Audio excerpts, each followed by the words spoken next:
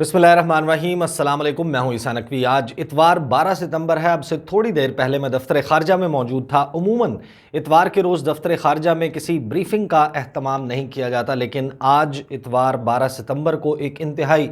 अहम press conference हुई दफ्तर ख़ारजा में। जो प्रेस कॉन्फ्रेंस है वो की वज़ीर ख़ारजा शाह महमूद कुरैशी, वज़ीर बराए इंसानी हकूक़ डॉक्टर शीरी मज़ारी और पाकिस्तान के कौमी सलामती के मशीर डॉक्टर मोइद यूसुफ ने। और इस प्रेस कॉन्फ्रेंस का मकसद था,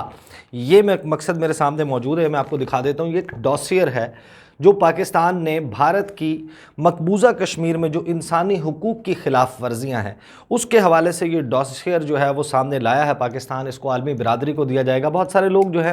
वो इस डॉसियर के हवाले से ख़बरें देख चुके होंगे, कुछ तफसीलात उनके सामने होंगी और ज़ाहिर है कि बहुत सारी इसमें ऐसी डिटेल्स भी मौजूद हैं जो ऑलरेडी पब्लिक डोमेन में थी।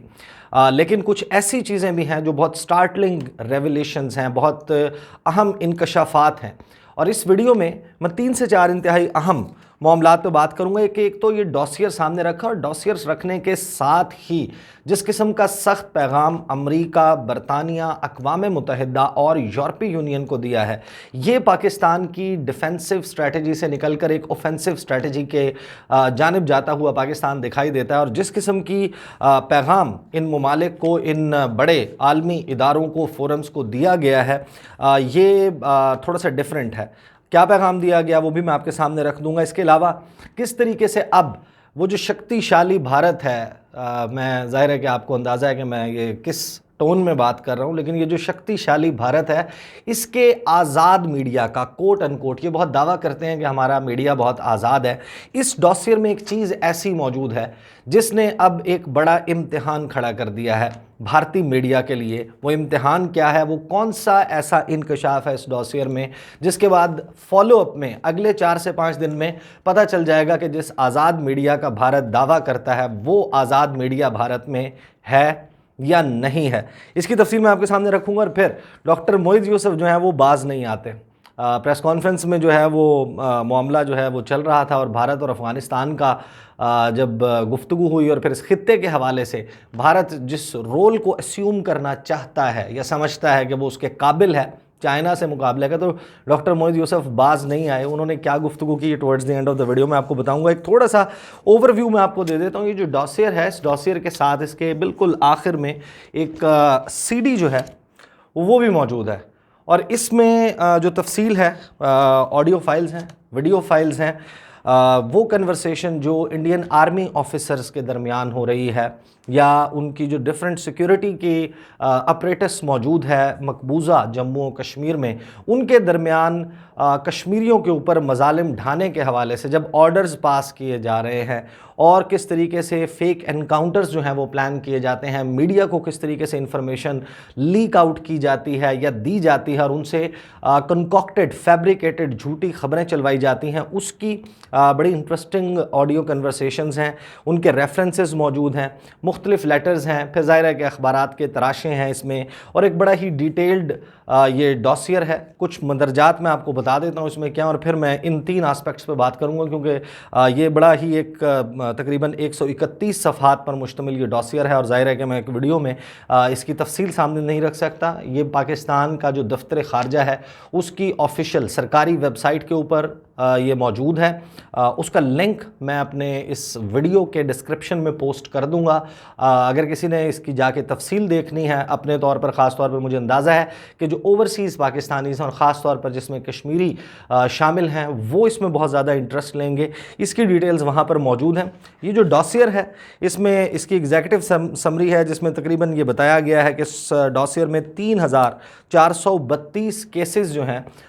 वॉर क्राइम्स के, उनको कवर किया गया है। उसके हवाले से गुफ्तगू है जिसमें ये सब पता चलता है कि 1128 इंडियन ऑक्यूपेशन फोर्सेस जो काबिज़ भारतीय अफवाज हैं उनके 1128 जो फ़ौजी हैं उनके और डिफरेंट फोर्सेस के लोग हैं वो وار کرائمز میں، جنگی جرائم میں ملوث رہے ہیں، اور وہ جنگی جرائم جن کو بین الاقوامی کنونشنز اور ٹریٹیز کے تحت جو ہے یہ قرار دیا جا سکتا ہے کہ یہ جنگی جرائم، اور ان میں ایک میجر جنرل رینک کا آفیسر شامل ہے، 4 بریگیڈیئرز، 4 انسپیکٹر جنرلز شامل ہیں، 7 ڈپٹی انسپیکٹر جنرلز شامل ہیں، 5 بریگیڈیئرز شامل ہیں، 31 کرنل شامل ہیں، اور 188 میجر اور کیپٹن رینک کے افسران بھی شامل ہیں، اور ساتھ ہی اس میں کل ملا کر تقریباً 118 یونٹس ہیں انڈین آرمی کی جنہوں نے یہ وار کرائمز کیے ہیں مقبوضہ جموں و کشمیر میں، اور 33 یونٹس جو ہیں اس میں راشٹریہ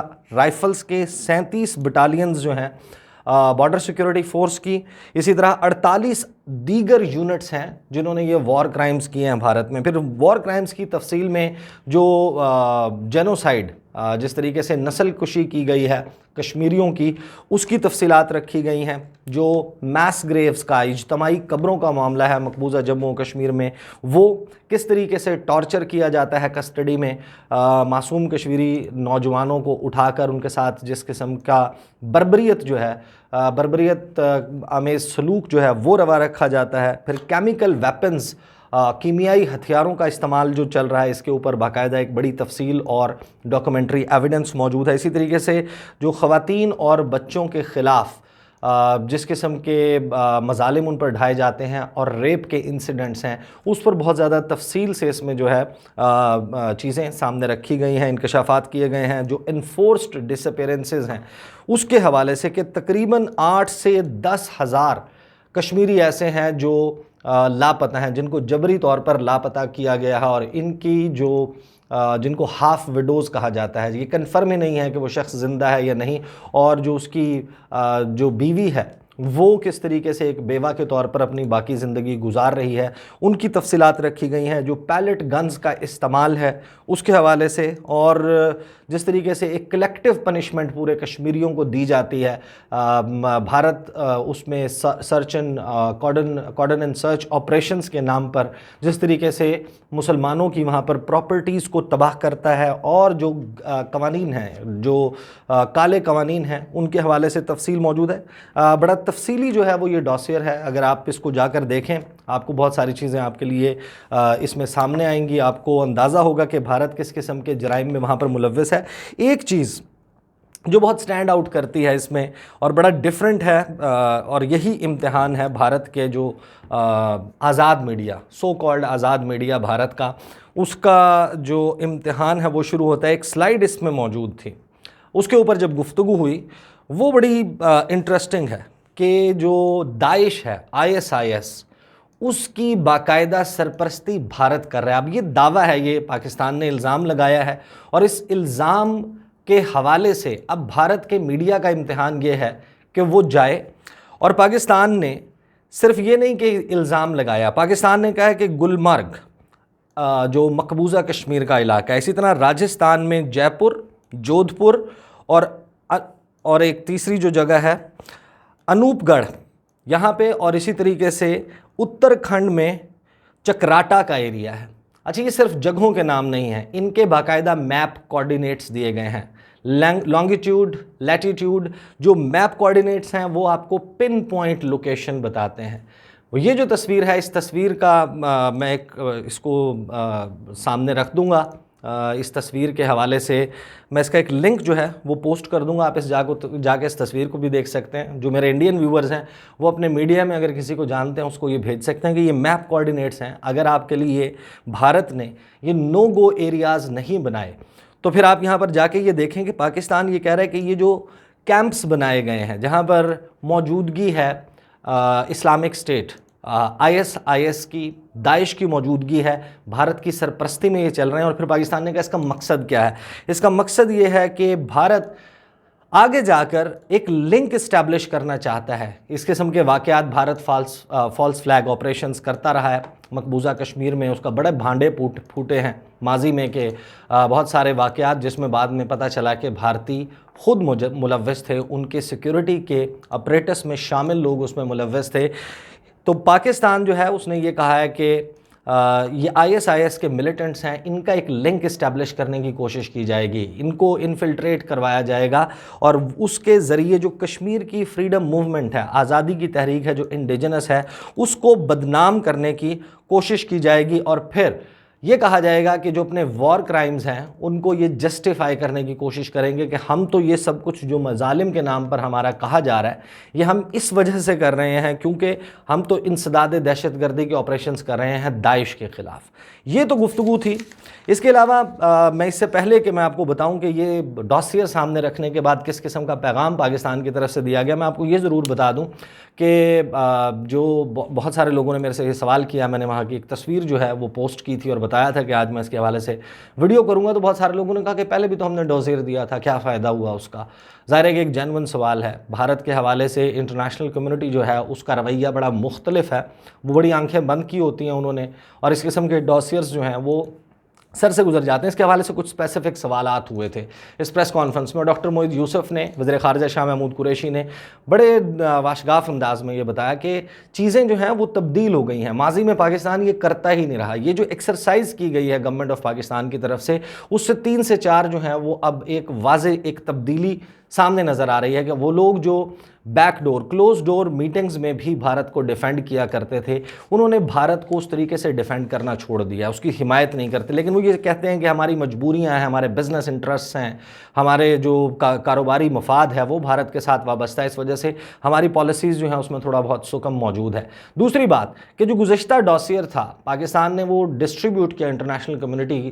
کو بھجوایا، اس کے حوالے سے ڈاکٹر موئید یوسف نے آج یہ دعویٰ کیا، اور انہوں نے کہا کہ یہ آپ چیک کر سکتے ہیں، کوئی اگر اس کو کاؤنٹر کرنا چاہے وہ کاؤنٹر کر سکتا ہے۔ انہوں نے کہا کہ پاکستان کو کسی بھی ملک نے، کسی بھی آرگنائزیشن نے جس کو آخری ڈاسیر پاکستان کی طرف سے اکتوبر 2020 میں دیا گیا تھا، پاکستان میں جو بھارتی دہشت گردی کے ثبوتوں پر مبنی تھا، اس کے حوالے سے کسی ایک ریسیپینٹ نے جس کو یہ ڈاسیر بھیجا گیا تھا، پاکستان کو یہ نہیں کہا کہ آپ کے ڈاسیر میں سکم موجود ہے، آپ کا یہ جو الزام ہے اس میں یہ ویریفائی نہیں ہو سکتا، اس کے حوالے سے پاکستان کے ڈاسیر کو کوسچن نہیں کیا گیا۔ تو یہ ایکسرسائز جس کو بہت سارے لوگ سمجھتے ہیں کہ فیوٹائل ہے، تو میرا خیال ہے کہ جس قسم کی بات کی گئی ہے یہ فیوٹائل نظر نہیں آتی۔ اچھا، اب میں کوئکلی آ جاتا ہوں، مجھے اندازہ ہے کہ آج ویڈیو کی ڈیوریشن تھوڑی سی زیادہ ہو جائے گی، لیکن اس کو سمجھنا بہت ضروری ہے کہ جو میسیج اس کے ساتھ دیا گیا ہے۔ ڈاکٹر شیریں مزاری جو ہیں انہوں نے گفتگو کرتے ہوئے کہا کہ میں بین الاقوامی برادری جو ہے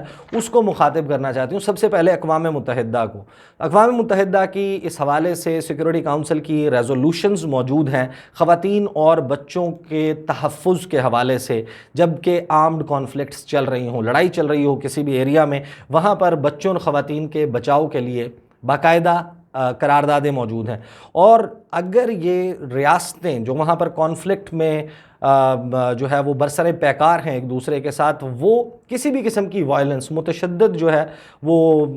واقعات میں ملوث ہوتے ہیں خواتین کے حوالے سے، تو اقوام متحدہ کو یہ اختیار ہے کہ اس ریاست کے اوپر سینکشنز لگائے، پابندیاں لگائے۔ اس حوالے سے انہوں نے کہا کہ یہ سوال پیدا ہوتا ہے کہ اقوام متحدہ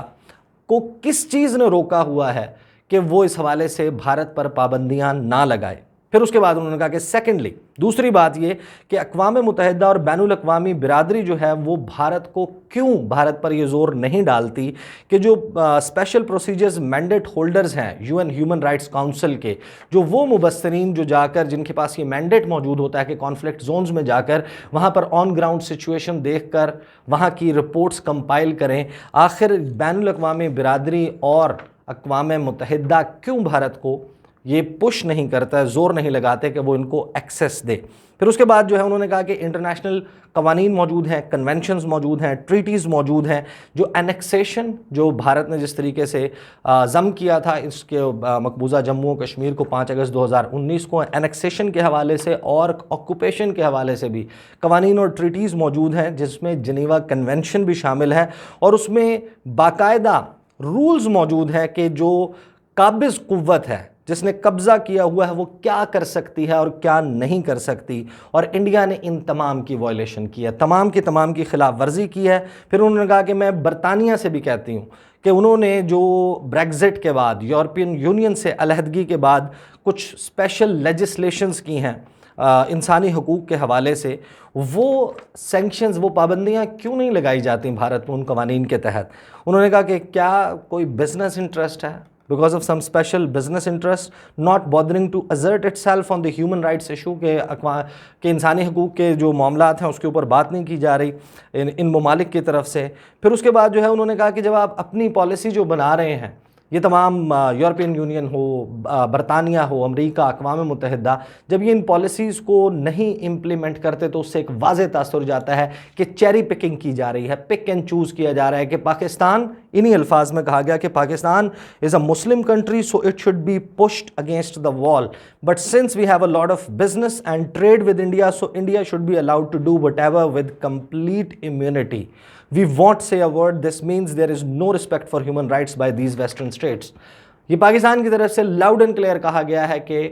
اقوام متحدہ ہو، جو انسانی حقوق کونسل ہے وہ ہو، یورپین یونین ہے، برطانیہ ہے، امریکہ ہے، بڑے بڑے مغربی ممالک، وہ خود انسانی حقوق کی کوئی قدر نہیں رکھتے۔ یہ بات ثابت کرتی ہے کیونکہ وہ بھارت کے حوالے سے ایک بہت ہی سافٹ پالیسی لے کر چل رہے ہیں۔ پھر انہوں نے کہا کہ 2015 میں EU ڈائریکٹر جنرل جو ہیں ایکسٹرنل پالیسیز کے، پھر اس کا حوالہ دیا، مختلف حوالے انہوں نے دیے کہ کس طریقے سے یہ اپنے ہی قوانین اور اپنی ہی جو پالیسیز ہیں اینیکسیشن اور آکوپیشن کے حوالے سے، اس میں بھارت کے ساتھ ایک سافٹ اپروچ رکھے ہوئے ہیں۔ پھر انہوں نے مزید کچھ سینکشنز کی بات کی، ریفرنس دیا کریمیا کا کہ یورپین یونین جو ہے اس نے ابھی بھی رینیو کیا ہے ان سینکشنز کو جو کہ روس پر لگائی گئی تھیں جب 2016 میں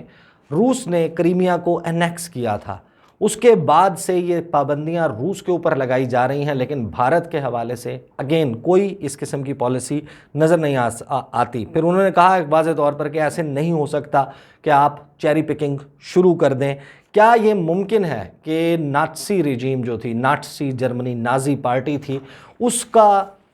رول ہوتا آج اور اس کو اجازت دے دی جاتی کہ وہ اقوام متحدہ سلامتی کونسل کے اجلاس کی صدارت کرے؟ آج کس طریقے سے یہ ممکن ہے کہ بھارت اقوام متحدہ سلامتی کونسل کے اجلاس کی صدارت کرتا ہوا نظر آتا ہے؟ Now coming to the last part of my video, سوالات کا سوال جواب کا سلسلہ شروع ہوا تھا اور ARY کے اینکر ہیں عادل عباسی، انہوں نے سوال کیا اور اس کے اوپر گفتگو کرتے ہوئے، ظاہر ہے کہ وہ ایک براڈ بیسڈ کوسچن تھا، کشمیر کا ریفرنس بھی موجود تھا، اس میں بھارت جو مظالم وہاں پر کرتا ہے پاکستان میں مداخلت کے حوالے سے بھی، اور جو افغانستان میں بھارت گزشتہ 20 سالوں میں کرتا رہا، اور اس میں بھارت کے جو ریجنل ڈیزائنز ہیں ان کے اوپر بھی بات تھی۔ اس کے اوپر انہوں نے گفتگو کرتے ہوئے باز نہیں آئے ڈاکٹر معیز یوسف، انہوں نے کہا کہ now this counterweight to China is اندر بوگی، کہ یہ جو بڑا منترا جو ہے وہ کیا، ایک منتر جو ہے وہ الاپا جاتا ہے بھارت کی طرف سے کہ پاکستان جو انڈیا ہے وہ چائنا کے مقابلے میں جو ہے وہ ایک کاؤنٹر ویٹ، ایک اس کے ایکویٹ کرنے کے لیے، اس کو اس ریجن میں کمپیٹ کرنے کے لیے مغربی دنیا کے لیے ایک بڑا ہتھیار ہے، ایک بڑا ملک ہے۔ انہوں نے کہا کہ اٹ از اندر بوگی، we know what interest the world has with India, کہ ہمیں معلوم ہے کہ بھارت کے ساتھ دنیا کے کون سے مفاد جو ہیں وہ اصل میں جڑے ہوئے ہیں۔ Just look at what's happening inside India, کہ ذرا دیکھیں تو کہ بھارت کے اندر کیا ہو رہا ہے، and then look at the power that China wields, اور پھر اس کے بعد آپ ذرا نظر دوڑائیں کہ چائنا کتنا طاقتور ملک ہے، کیا پدی اور کیا پدی کا شوربہ، کہنے کا مقصد ان کا یہی تھا۔ پھر انہوں نے کہا کہ it's laughable to even think that this country can be a counterweight to China, کہ یہ سوچ کر بھی ہنسی آتی ہے کہ بھارت جو ہے وہ ہم پلہ ہو سکتا ہے، چین کا مقابلہ کر سکتا ہے، یا چین کے مقابلے میں مددگار ثابت ہو سکتا ہے۔ یہ تفصیل ہے جی، لنکس آپ دیکھ لیجئے گا، انشاءاللہ آپ کے ساتھ اگلی ویڈیو میں ملاقات ہوگی۔ مجھے اجازت دیجیے، اللہ حافظ۔